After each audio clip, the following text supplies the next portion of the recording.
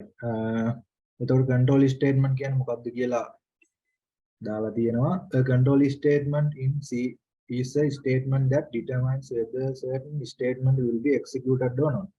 එතකොට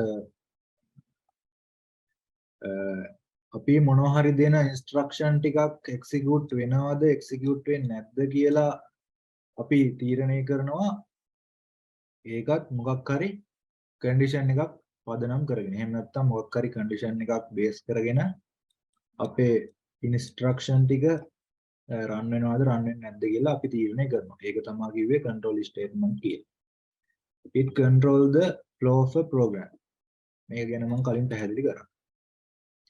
එතකොට අපි ප්‍රධාන වශයෙන් control statement මේ වගේ කොටස් තුනකට බෙදනවා. selection statement කියලා එකයි, iteration statement කියලා තව එකයි, ඒ වගේම අවසානයේට jump statement කියලා මේ වගේ ප්‍රධාන කොටස් තුනකට වෙන් කරනවා. මේ තියෙන්නේ ප්‍රධාන කොටස් තුන. selection කියපුවම එතකොට අපි පාවිච්චි කරනවා if else switch case කියන මෙන්න මේ දෙක. iteration කියපුවම මේකෙදි තමයි ඔය ඉස්සෙල්ලා අපි කතා කරපු loops ටික තියෙන්නේ.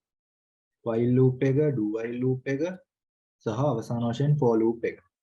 ඊට පස්සේ jump statement විදිහට කතා කරනවා break එක සහ continue එක. සාමාන්‍යයෙන් break කියලා කියන්නේ exit කරලා දානවා එහෙම නැත්නම් නවත්තලා දානවා. මේ වගේ සිදුවීමක් තමයි මේ break එක තුලින් කරගන්නේ අපි. continue එකේදී වෙන්නේ සරලව මෙතනදී කිව්වොත් මම දැන්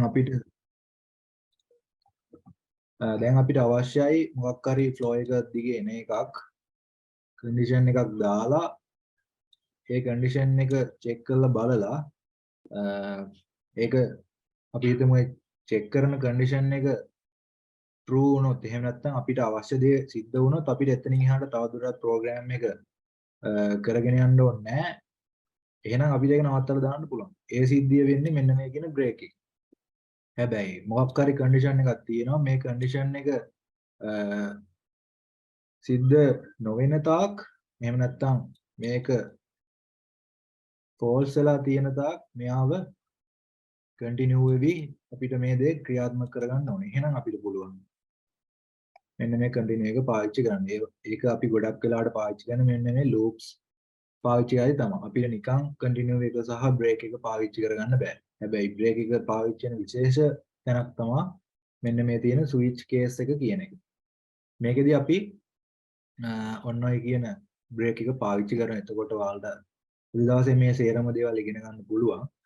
ඉස්සරම අපි කතා කරන්නේ if else එහෙම නැත්නම් selection statement වලින් තමයි අපේ control statement අපි පටන් ගන්නෙ. එතකොට if else ඉගෙනගෙන switch case ඉගෙනගෙන ඊට පස්සේ loop වලට ඇවිල්ලා මේ විදිහට මේ flow එක දිගේ අපිට මේ ටික ඉගෙන ගන්න පුළුවන්.